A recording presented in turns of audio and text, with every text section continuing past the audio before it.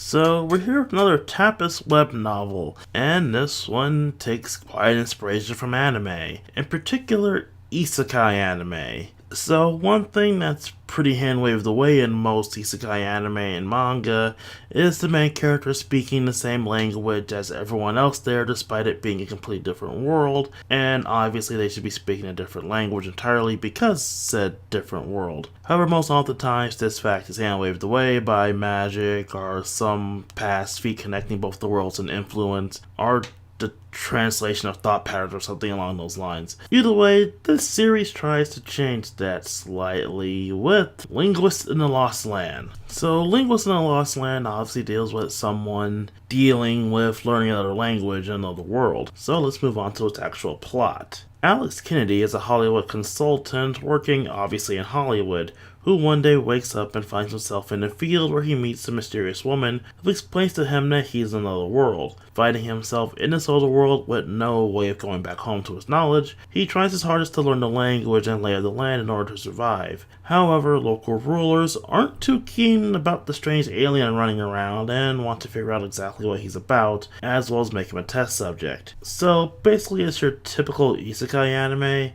but the protagonist's main goal is simply survival, at least at this current point in time. It's simple, but it ultimately does work. Having the main goal being understanding the world's language also works pretty well, and explains, his own thought patterns.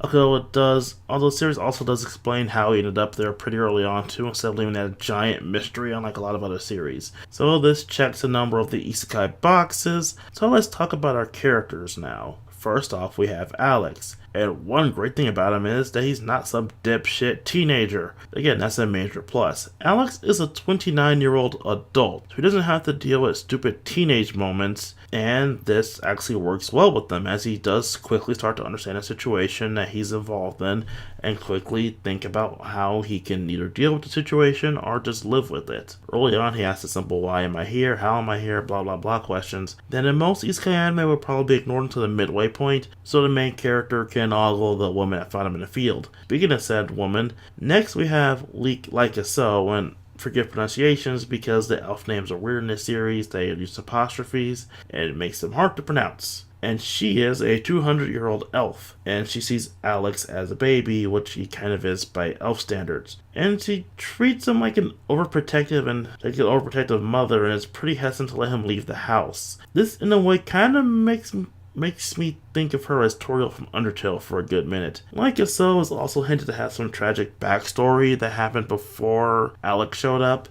that might link to why she's so protective of him. It might have something to do with a potential lover, someone close to her, we don't know yet because, like last week, this series is also very early on, I'm sorry. Anyway, that stands for a main reason for helping Alex. But again, it hasn't gotten into as of yet because early on in the series so far, and I'm dealing with the first plot line right now. Another character that appears early on, and forgive pronunciations again, is Naijo Tika, who is an old lover of Like a So's, who helps the duo out early on so Alex can do his learnings. Overall, I do like these various characters, and I like to learn a bit more about various character motives such as Like a So's, and a bit more explanation about the world. We do have a lot of explanation about the world because, Alex is, when he's something interesting, he's always going to ask, hey, what's that? How does that affect me? Blah, blah, blah. Which does lead to exposition scenes, but it does work in this case. It's an overall pretty good setup with some pretty decent potential, with Alex shown to be pathetically weak in this world,